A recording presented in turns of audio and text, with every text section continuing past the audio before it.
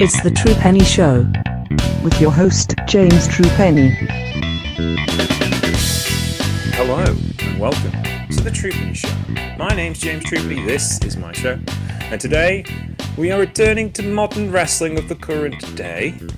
We are going to discuss some Joshi with one of my best friends in the whole of the wrestling industry, Mr. Marcus Green of Baton Rouge, Louisiana. How are we doing, sir? Doing good. Always glad to be back. Obviously, for our audience, it's probably seems like we didn't take any time off because obviously James lays these things out expertly. But we had a little time away from each other. Yeah, Okay, we can yeah, but we back in full effect and getting back to some quality Joshi wrestling as is always yeah. guaranteed with Marigold and Sendai. Indeed, yes. We're kind of gearing ourselves up for the G1 climax here. Christy should be back with us for the G1. She has moved house. She's doing okay. Very happy that Tomoyaki Honma is retiring. No. I got a lot of excited messages yesterday. He's going to be gone soon. Shout out to Chris. Yes. But she will be back with us for the G1, we hope. And you kind of got to ease yourself into this. All right. It's a long month of July in the wrestling world, partly into August. Seems like it goes on to September. And if you do the N1 straight afterwards, golly, you've got to manage your time well. So we're starting with a couple of nice, simple house shows that will ease us back into the schedule. And we're going to start with Sendai Girls. We're going to start with Shinkiba First Ring, the legendary home of indie wrestling in Japan. And we're going to start with the 20th anniversary tour, 20th anniversary show. So 20 years ago, Gaia went out of business. America Satomura suddenly found herself unemployed, which is never a good sign. But she didn't do the obvious thing, which was go join another wrestling promotion, which a lot of the women from Gaia and from AJW did. She went and started her own promotion and came up with the entire concept of running everything out of Sendai and having a home team of wrestlers. A revolutionary concept for a sports format wrestling promotion. Now, territory wrestling has been around for a long period of time, obviously, but this was literally a team of wrestlers for Sendai to take on the rest of the wrestling world. It was a genius maneuver, and 20 years later, exceptionally professional outfit that always finds sponsors like Toyo Tires, like big international names, is still going strong. And this show was no exception. We were at Shinkiba First Ring, which holds around about 190 people, and it was packed out. And we opened the show with current rookie star of Sendai doing another match where she's showing some growth against Mio Momono of the Momo Banana. This was a fun little match. Mio was kind of like big sister in the whole thing, as she does. She's a fairly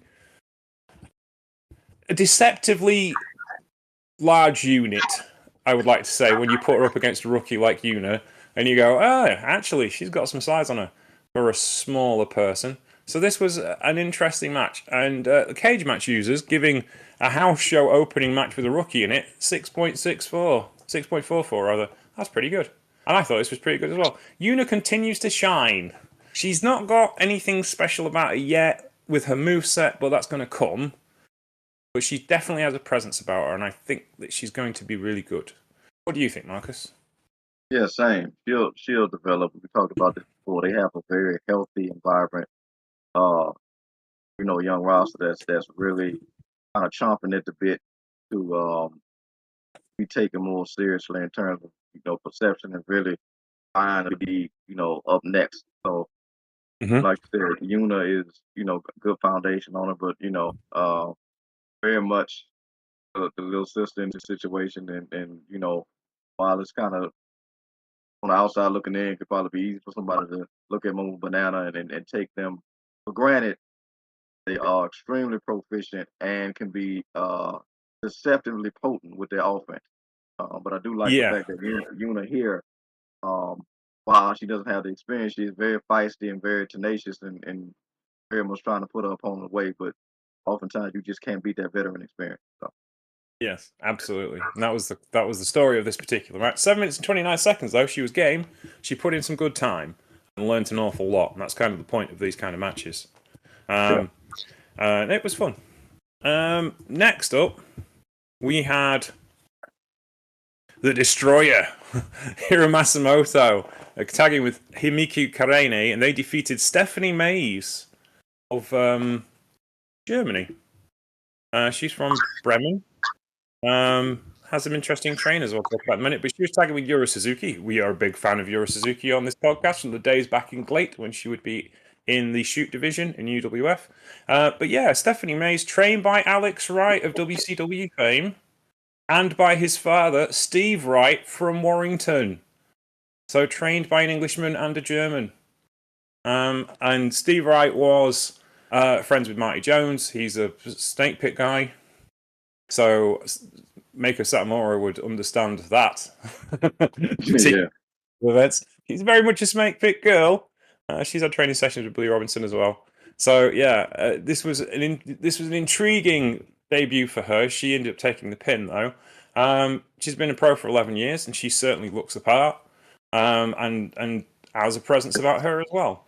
I think it's interesting for her in the sense of she kind of, I want to say she looks slightly out of place. I don't know how long she's been working with Sendai. I would guess probably a tour's worth.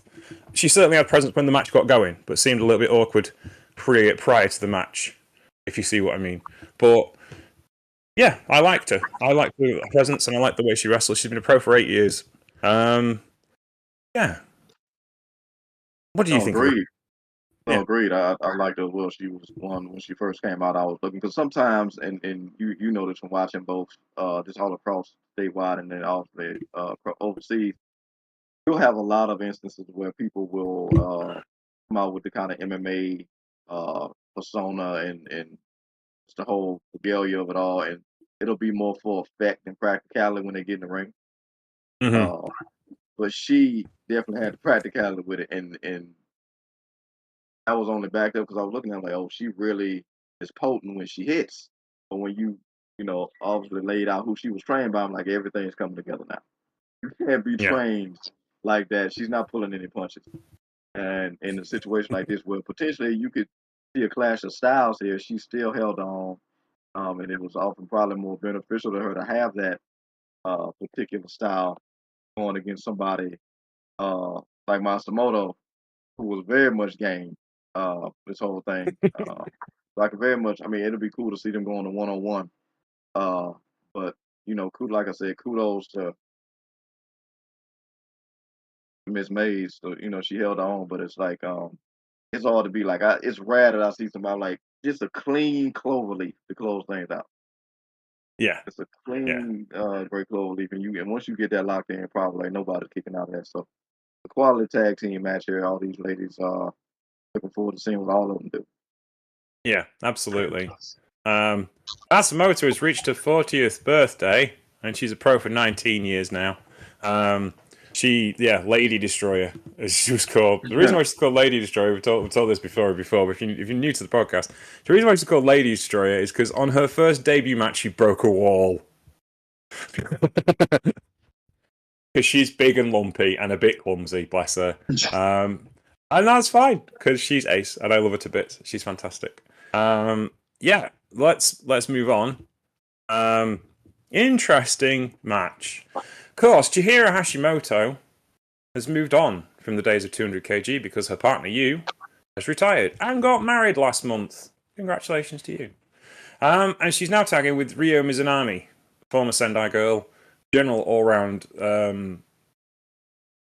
I would say comedy wrestler. She's a bit of a character, isn't she? She's not really a comedy wrestler because when she gets going, she's a bit stiff.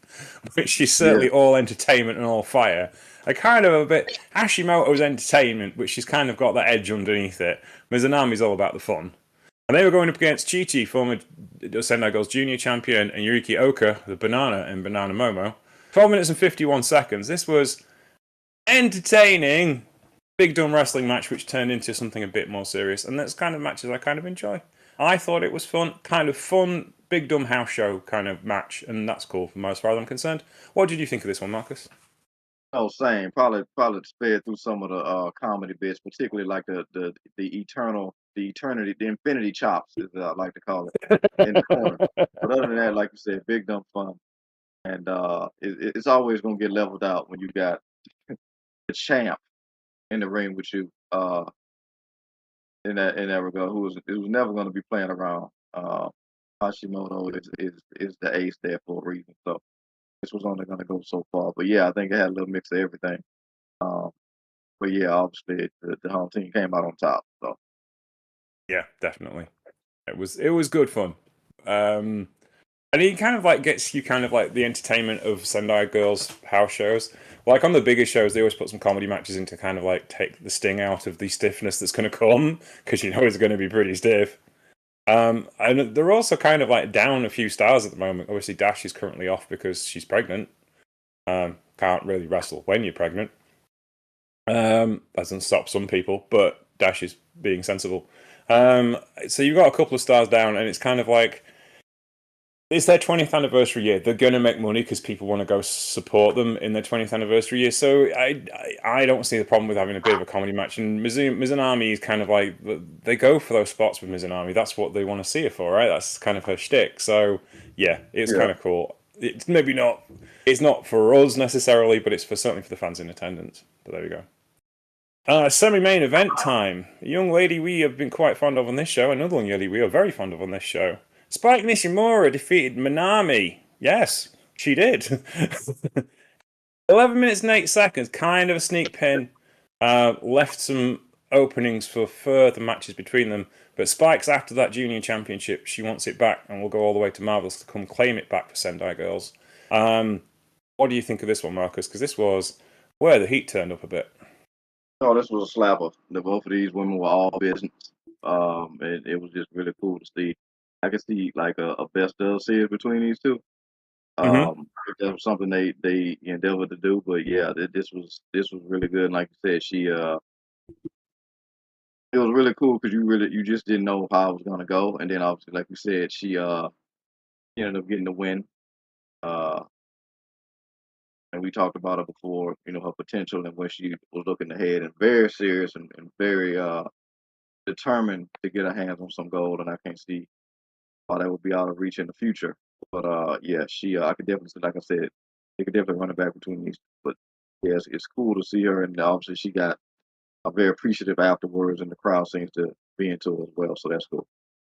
Yeah, absolutely. She's got a look about her. I think it's intriguing because obviously she doesn't speak Japanese. She's English. She speaks English because she's from Rhode Island. But is because of her interesting background, I think it really comes together for her. She's only been a 2-year pro as well. We keep forgetting like how inexperienced she is and how she carries herself. And Manami's been around for a long time. Manami is 21. She's a 8-year pro at 21 because of course she is. But Manami's been a main event level wrestler in Sendai Girls and Joshi in general since she was 18 years old. So she's a child prodigy. So the fact that Nishimura got a big win here over Manami says an awful lot what they think about Nishimura at the moment. And certainly I think she deserves another crack at that junior championship. Yeah, great. Absolutely. Okay, main event time. Red Energy, the current Sendai Girls World Tag Team Champions Miki Iwata and Miyuki Takese went up against the English bearing of Anita Vaughan and Sapphire Reed. I'd best make sure they're English before I offend anyone. London. And Anita Vaughan is from Cork Island. The European tag team. Sorry, Ireland. Do apologise. Of Anita Vaughan and Sapphire Reed. Anita Vaughan is a 7-year pro. She was trained by Fight Factory Wrestling, Kate Harvey, LJ Cleary, Phil Boyd over in Ireland. Sapphire Reed, I have no tale of her training. She her career started in, he says, Purpose Wrestling, United Kingdom Pro Wrestling, who are based in the UK, obviously, in London. So I would suggest she probably went to a wrestling school somewhere in London. I don't know which one. There's loads. But interesting pairing to go up against Miki Iwata and Takese. This was a non-championship match.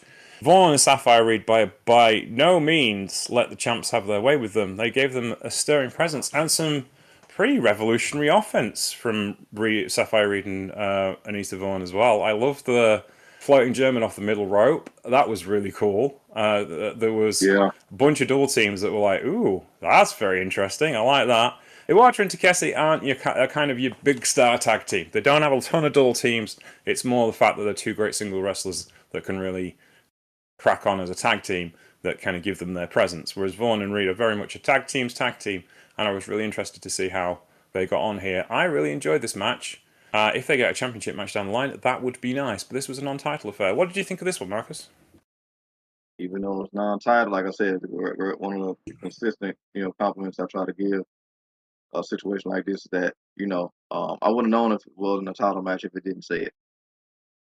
And that's how, the challenger should have treated it, you know. But this is a prelude, obviously, like you said, they're true tag teams, so if they want to beat the champs, they got to go full throttle, no matter what. And even though it appears, I think, because both of these young ladies had the size advantage. Hyperactive. So, I just think, like, to your point, a lot of cool offense for them. Very much the chemistry, the timing, the trust. Really good. Like they're an exciting team. Well, I could easily watch them, follow them, and root for them throughout a tournament if they did something like that. I really dig these two. Obviously, like you said, as the champs, very much solo, but make it work as a team. But I do think Hyperactive is a team that could very much knock them off. On a given night, even though they put them away here, they looked really good. And hopefully, that is something we see down the line because it's quality tag teams that really make it a point to get that gelling together with just the attire, the coloring, all that good stuff. So it's always something I appreciate. But these ladies, they put on this was it felt like a championship match, and you kind of want that. They had to close out the night. They got the time to do so, and the champs obviously had the respect for these two young ladies after the fact. So I'm looking forward to seeing them run this back as well. It's a good match. Yes. There was an interruption afterwards. Momo Banana came down to ringside. Are not happy with their current situation of not being World Tag Team Champions in Sendai Girls, which has been the default position for the last couple of years, and would like to have another crack at the Tag Team Champions. And with it being the 20th anniversary of Sendai Girls, one would assume that the two most successful tag teams in Sendai Girls that are still currently active would probably have quite the banger at a big show somewhere down the line. Would you agree, Marcus? Same. Have they ever done something in Sendai Girls where they've done a multi-team championship match where it's like 3 teams? I don't think so. I think they've had 3-way singles championship matches. But it would be interesting to see a 3-way match in Sendai Girls in general, because they tend to be so conservative. Yeah. Like, they have hardcore matches, but that's about it. They don't really kind of do the American style matches at all very much. But I would have to see 3-way. Let me see if Sendai Girls 3-way has come up anywhere.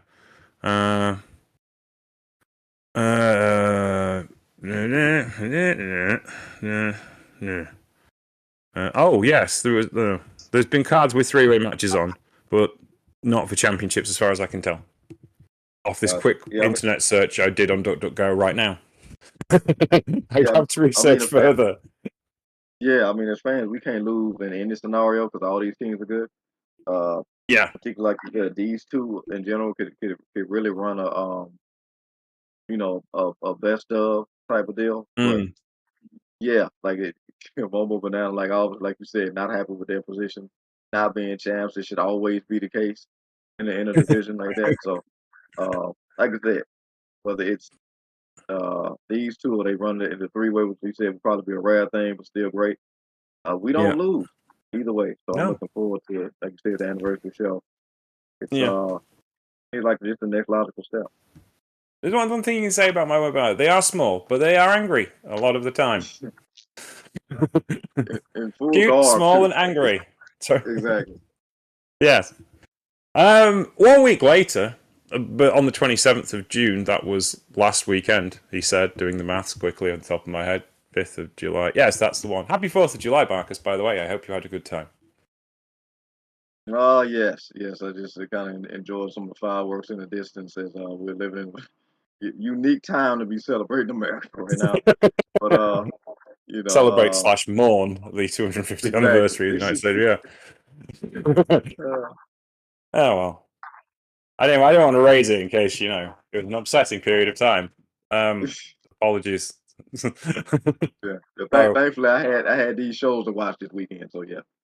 yes, I give you a distraction from the horror. It took you out of life for 3.5 hours. I'm glad I could be of service.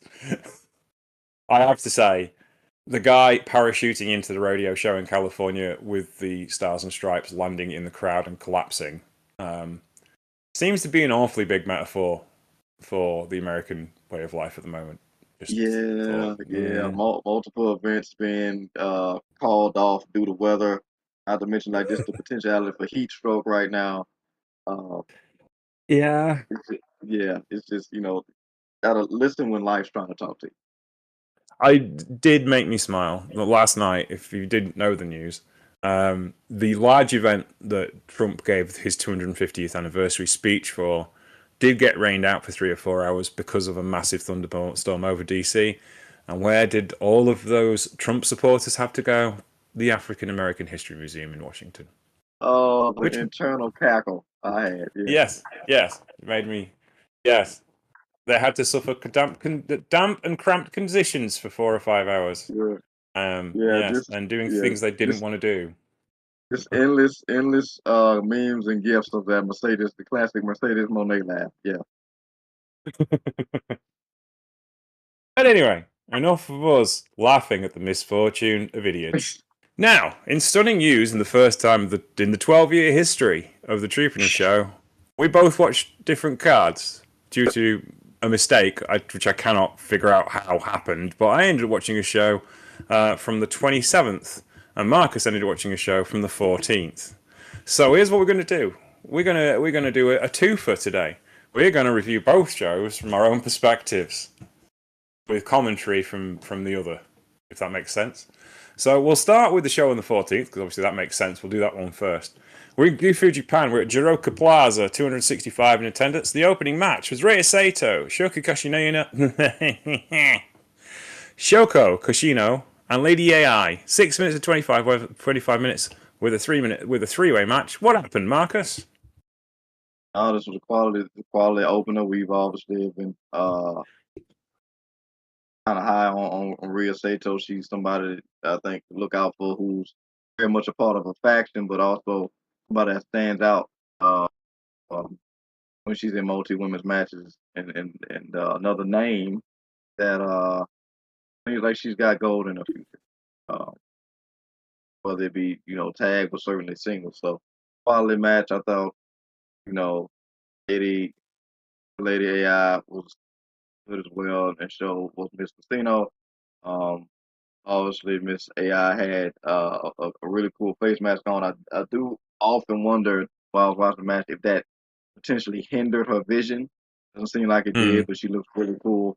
I thought these ladies put on a banger, and Miss Sato crept out and got the win. So this was a quality opener. Like I said, I'm looking forward to seeing what these ladies continue to do as they elevate, and particularly Miss Sato. So yeah, quality opener from these three.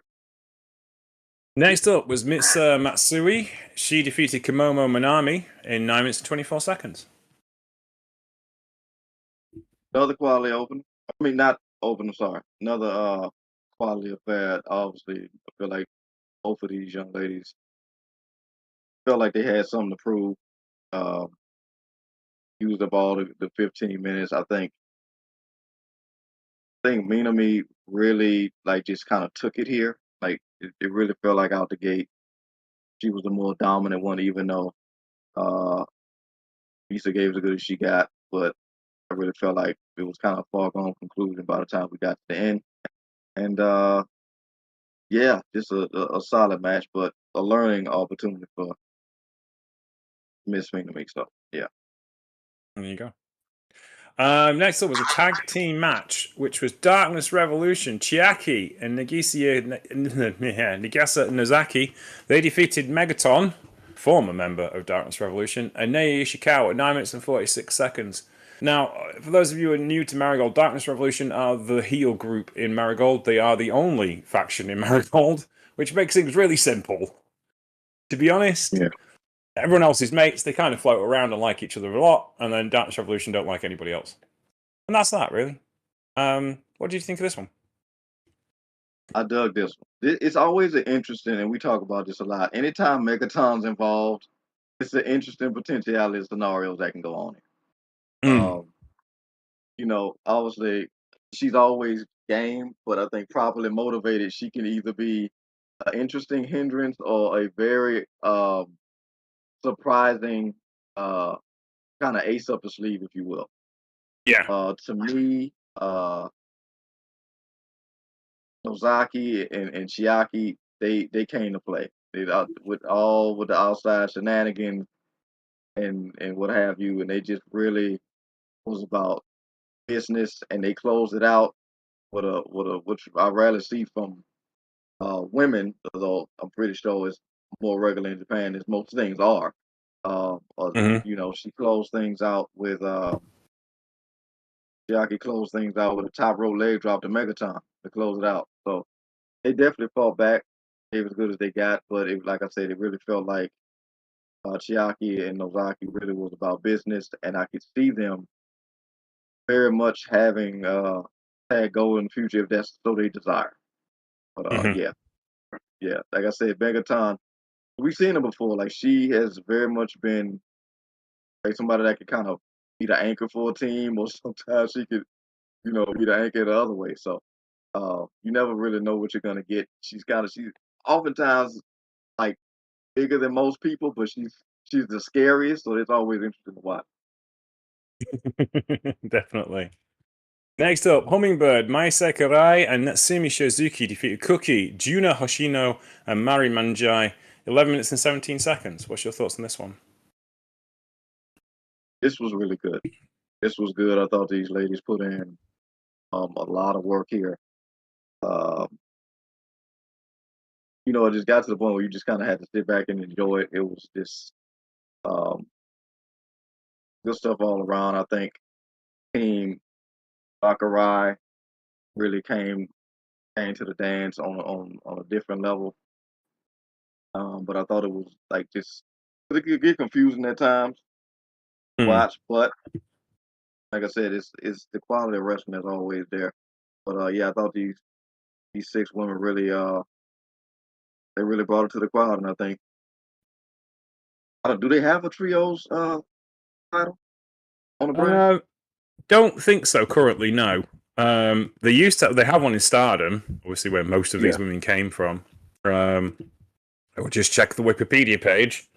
No, they have the Global Undercount Championship. They have obviously because they share that with the other companies that are associated with Noah. Annual tournaments. They have the World Championship, the United National Championship, Twin Star, the Superfly Championship. No, they do have the 3D Championship. Current champions are Miya Sakari, Natsumi Shiozaki, and Erika Yakano. And they defeated Darkness Revolution in February. So yes, there is a 6-person championship in Marigold. So well, here's the thing. Obviously, looking at that lineup of matchup,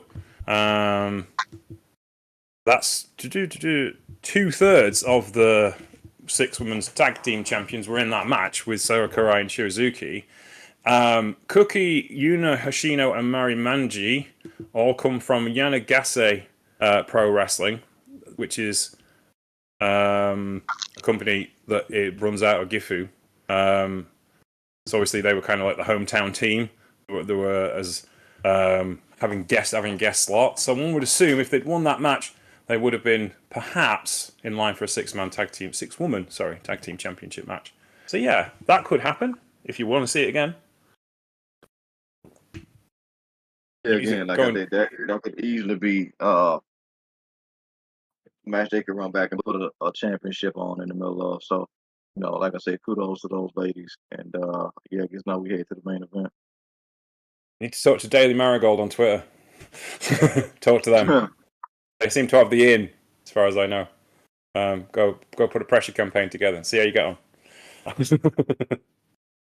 Shall we go to the main event, sir? We shall. Miki Iono tagged with Twin Tower, Chika Goto and Kuki Ayamare to defeat Nagisi Takebana, Shino, and Yuko Yamazaki in 18 minutes and 37 seconds in another 6-person tag team match. They looked very happy at the end of the match because I saw the promo shoot for the post-match interviews. Was it good? Yeah, it was good. It was really good. These women just go watch the match. Just action flying back. This was a TNA match on a total nonstop action scale instantly. Very much being honored before obviously with bouquets for these women, and very much probably the highlight of the night for the crowd because they was very much into it. But yeah, these women really closed out the show with quality. But yeah, like I said, just action from start to finish, in the ring, out the ring, uh, flying everywhere. I felt bad for the ref. That's how much was going on. So it really slapped. Like sometimes you just kind of stayed in the corner, pretending like you was doing something while everybody was just going at each other. But yeah, this was just a fun time. You said that one of the matches you just kind of just sit back and enjoy. Pay too much attention to it. Wasn't crazy with the in depth story that needed to be told. They just went out there and knocked each other around for that a part of what 30 some odd minutes. Yeah, absolutely. Yeah. Well, it sounds like you enjoyed the show. Overall, what's your thoughts? Really good. Like I said, quality roster. Marigold. It's really got some just good stuff. This was like you said with these us kind of slowing things down. Of reviewing house shows, but quality house shows. Mm. Also for y'all. James goes on his rev up into doing the Lord's work, talking about the G1. But yeah, these are just always fun. It really cool to see. Look, this a jockey promotion that really caters to their fans and kind of honors both them and their rosters and their these impressively incredible women who really just they don't really differentiate to me a house show from a dome show to Yeah, me. absolutely. That's Yeah. that's the quality of the brand. So I always appreciate that. Before we move on, we should address the elephant in the room of Marigold, which is former ace Utami Hayashita. We both covered some of her last matches in Marigold. But within a week of leaving Marigold, she had turned up in Stardom. Come back to her old stomping grounds, joined Neo Genesis, and signed a full-time contract after just joining as a freelancer, which I find intriguing, as did the rest of the wrestling world.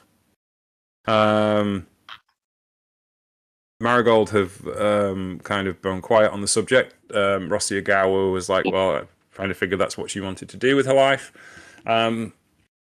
But yeah, it kind of puts a bit of a downer on the Marigold project in the sense of their biggest homegrown star, if you can say that, because obviously she was homegrown in Stardom, and then when they split away from Stardom, she became the ace because of, the situation that was happening at the time. But then obviously Io Tiny comes back to Marigold after she leaves Stardom, and all of a sudden she isn't necessarily the brightest rising star anymore.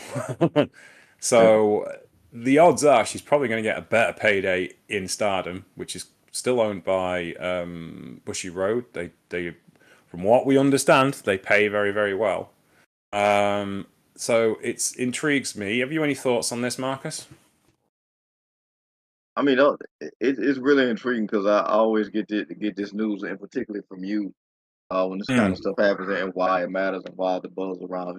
But you mentioned in Stardom, it just remind like they got some interesting narratives, and obviously as they should, they one of the biggest with their women because I immediately go to the fact that okay, that's happening, and they're recently have been I guess re-traumatized by Thekla.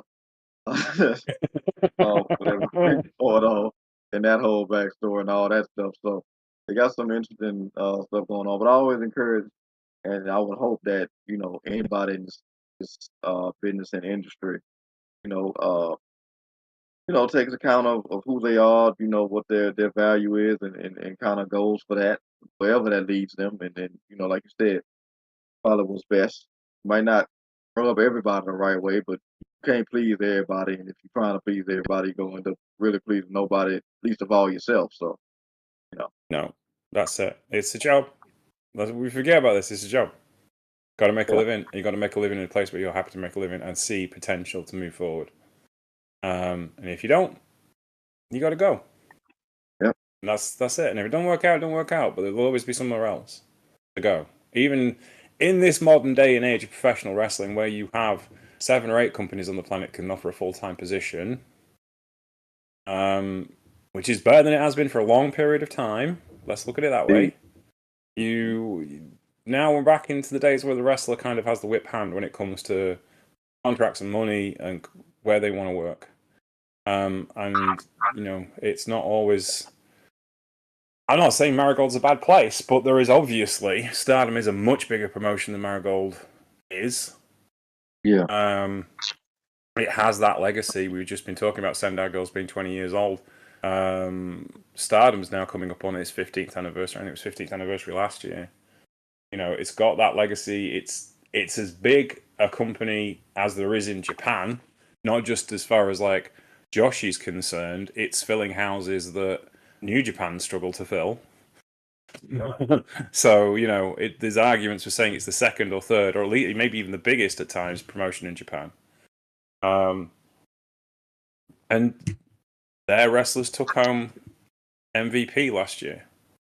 Their wrestlers yeah, beat New Japan's wrestlers and Noah's wrestlers and DDT's wrestlers. The 3 biggest wrestling companies in Japan historically didn't get the MVP last year. yeah. So Man, when you see that, and Saya Kamatani is off at the moment with injuries, but she isn't getting to be just the ace of Stardom. She's the ace of Japanese wrestling right now. She's the most recognizable character in Japanese wrestling. And that's only because, people like Yota Tsuji and that, who are the big stars in New Japan, and Cal Newman and Shota Umino and Yui Uemura are on the rise, but Kamatani's been there, done that, is the boss. She's ruling the roost, and even when she's away, we're still talking about her. And Hayashita was on her level when she left Stardom. So there is obvious reasons to go back, isn't there? Yeah, and to your earlier point, you just really gotta bet on yourself and roll the dice sometimes because and I said this to another really good friend of mine talking about wrestling. Just because you can work everywhere, it will work out for you everywhere. Being No. a long-time TNA fan, like obviously a lot of guys have been in WWE, and that's obviously what statewide. I would imagine people say you could make some of the most money and certainly get the most exposure. But some people, a lot of people's growth has been outright stunted, if not just outright cut off there. Whereas Yeah. they've come to TNA and may not got paid as much, but have a lot of times fully realized their potential in that regard, and then ended up going back to WWE to ultimately uh, uh, get perceived in a way that they thought they were as a main eventer and get that payday as a result of that. So sometimes, like I said, to your point, you got to kind of roll the dice on yourself. If you don't see it working here, go somewhere else. And while the promotion may be smaller, you may kind of become like an industry dynamo in a regard, or double that by going back to the place that dismissed you in a way, and Yeah. kind of flipping the whole narrative. You just never know. But if you don't take that chance on yourself, constantly allowing people to tell you your value is just it's not gonna do anything. We've seen some of the craziest stories happen that way. Yeah, absolutely. Even like you look at the top end of WWE now, Io Sky is a prime example. She was gone. And she's arguably the most important woman on that roster at the moment. Mm-hmm. And there's a few other people who are gone who are gone right now, who have not given up on the idea of going back, and could go very far if they do go back. Even the guys you would never thought you would never see go back, like Matt Cardona. Yeah. You know, he was Mr. Indy for a long period of time. And was quite happy saying, oh, I don't mind if I don't go back now because I've reached a legacy point, and that's that's got him back to the Yeah. Indies, got him back through the Indies. It Yeah. can be done.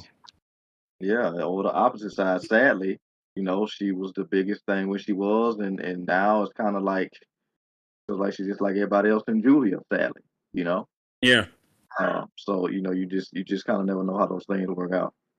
No, absolutely. So it's yeah, one of them things. But equally, that's the wrestling business. You know, Yeah. there are very few people in the wrestling industry who have gotten bigger everywhere they've gone. Yeah. Usually someone had a downturn somewhere. The only name I can think of that actually got in, got out, made the money and left was Roddy Piper. Mm. You know, he started in Canada, went to San Francisco, went to LA, went to Portland, went to Georgia, went to the Carolinas, went to WWF, stayed there.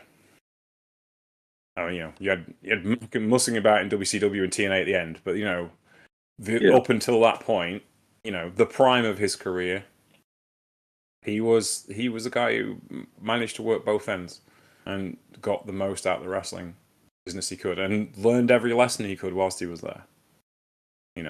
So yeah. If you want to go learn about the wrestling industry, go listen to those interviews on the Art of Wrestling with Roddy Piper. You'll learn more listening to Roddy Piper talk about the wrestling business than anyone else, because he's very, very honest, and very direct in how he went about his business. Anyway, shall we move on to my card? Indeed. Yeah. Looking forward to this. So Osaka, I watched this show from 176 Box Arena, 325 in attendance. Naoya Shikara defeated Ryo Saito, who won that opening match previously. They do swap the wins around in Marigold. I appreciate that. 8 minutes. I was saying before this one, Saito didn't look too keen on this with you. Maybe she was just tired, but she didn't seem to be all in there on this particular match. There's nothing wrong with that. I thought it was okay. The match was good, but I think we forget how hard these people work. You can't be on all the time. And you said she was really on in the previous show, so maybe I judged her harshly.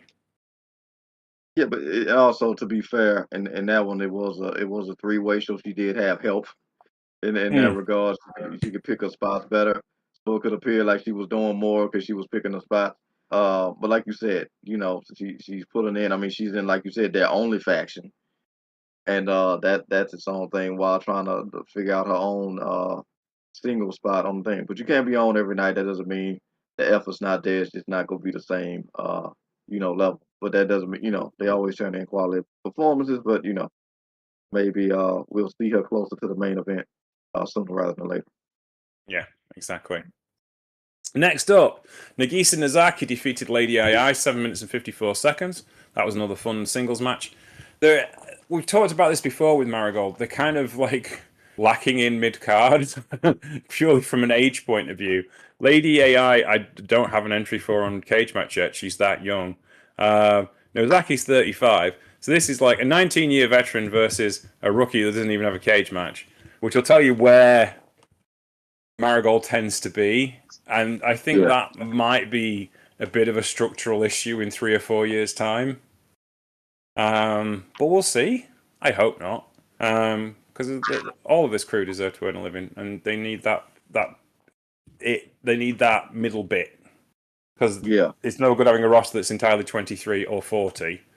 That's not going to work. But a lot of that comes down with the structural issues of everyone leaving Stardom. All the young wrestlers left and all the old wrestlers left, and everyone in the middle went, no, we'll stay here, thank you very much. Yeah, and quick question, because obviously the booking can be very loose here in the States, depending on perception, but how often do they let um, the the rookies like Lady AI go over on those vets?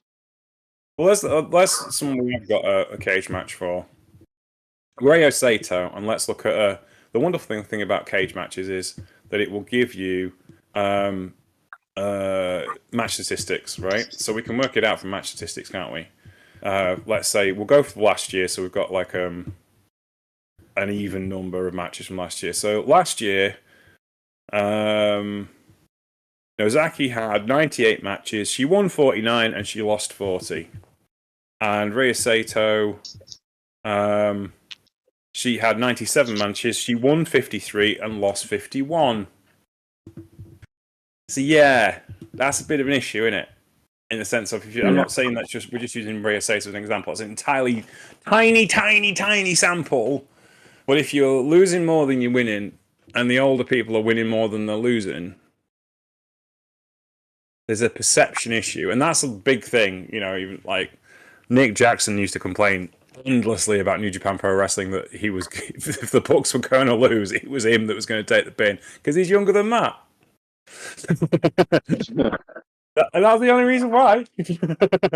So yeah, so that is a bit of an issue when you're trying to break people through. And we just saw Spike Nishimura defeat Minami, a much more experienced wrestler, on a Sendai Girls show because Spike's hot. So you put the hot person on the hot hand in the hot position. You don't waste it. So, what do I know about running wrestling promotion? You're a guy who's been at this a lot longer than I have. But yeah, it does seem to me that it could be a structural issue that they may have in 3 or 4 years' time. Especially if they stop losing their big names to other promotions. But anywho, yeah, it was fine.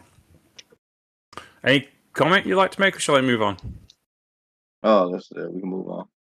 Okay, so Negasuya Takabana, Shino, and Yuki Yamazaki defeat Hummingbird, Megaton, and Shoka Koshino in a usual Megaton kind of style match. So she cut down on the comedy spots and was more about the oof, fucking hell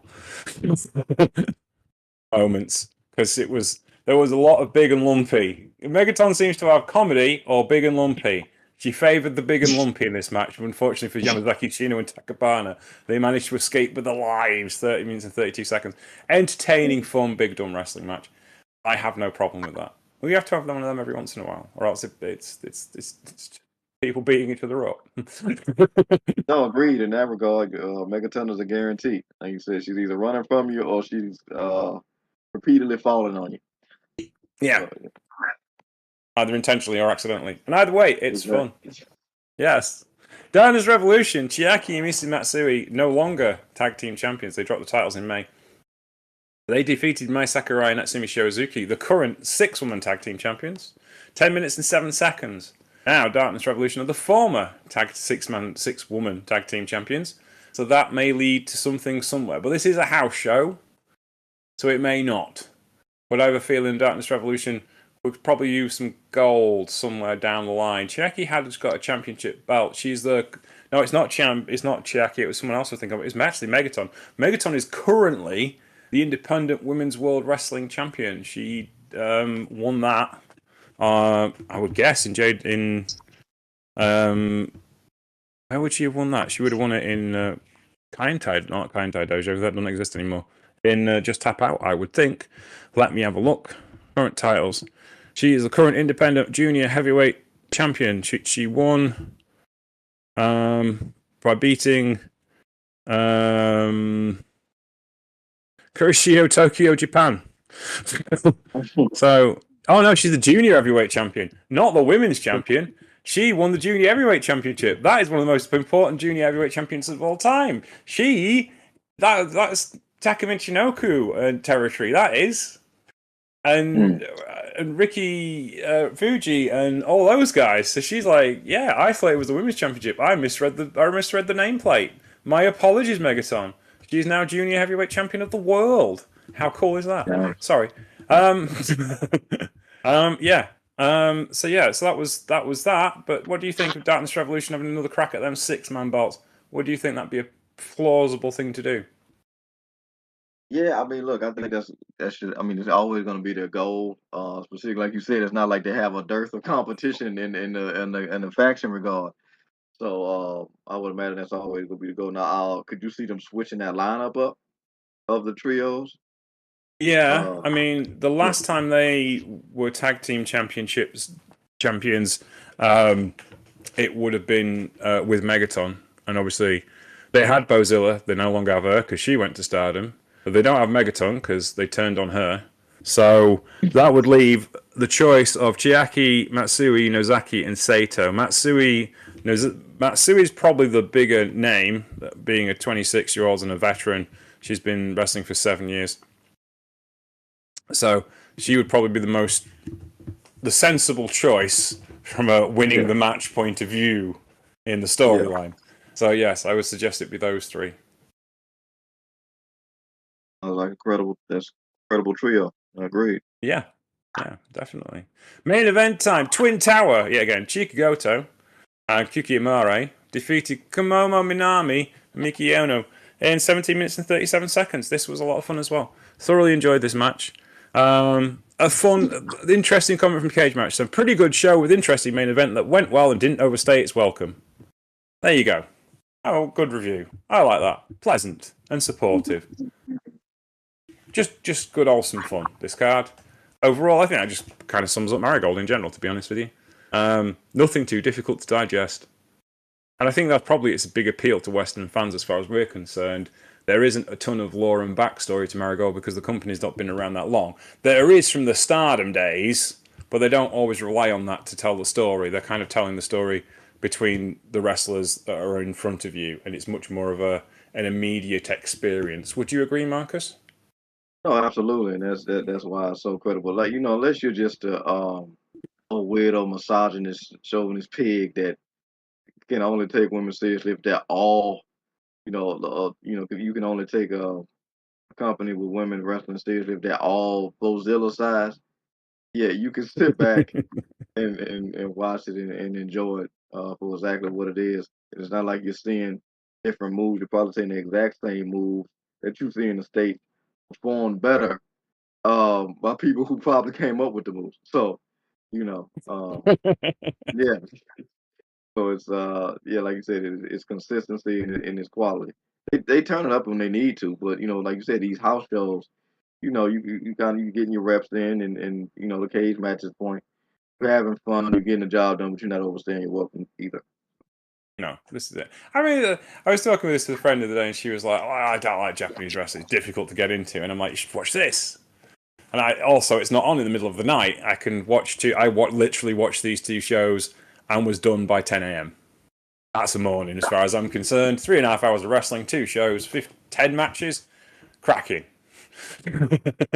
So yeah, Bad to Wrestle Universe being the best £7 a month you'll ever spend, or $6.95. Not sure what the current transfer rate is, but it's exceptionally cheap for a fantastic amount of professional wrestling. I think maybe we should probably do a Life and Times of Sendai Girls at some point this year to celebrate their 20th anniversary. What do you reckon, Marcus? Agreed. And shout out to our fans and listeners. That our series seems to be going well. Uh, Yeah, yeah. So yeah, I know that hits. That's perfect, really. And like you said, celebrate that anniversary. And as much as we've talked about Sendai Girls, just doing one big, blowout, historical context, where they are, where they could go, all that good stuff. Yeah. yeah. Well, we will talk about that at a future date. In the meantime, thank you very much for listening to the Trooping Show. Marcus, where can we find you on the internet, sir? Yes, sir. That would be me on Twitter at Paradox Kid, PARADOXKID. Always down to chat with quality individuals who are not nut jobs.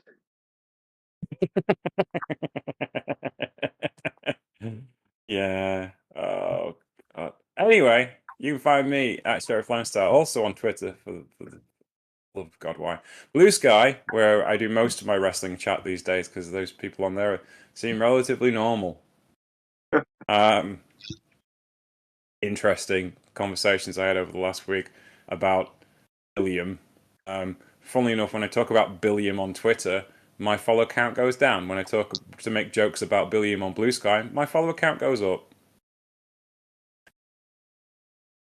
Proving something. Anyway, the meantime, thank you very much for listening to the Trooping Show. You can find Trooping Show at Twitter, Blue Sky, and on Instagram as well. You can find me at Sheriff Lone Star on Twitter, Blue Sky, and Sheriff Lone Star TX on Instagram.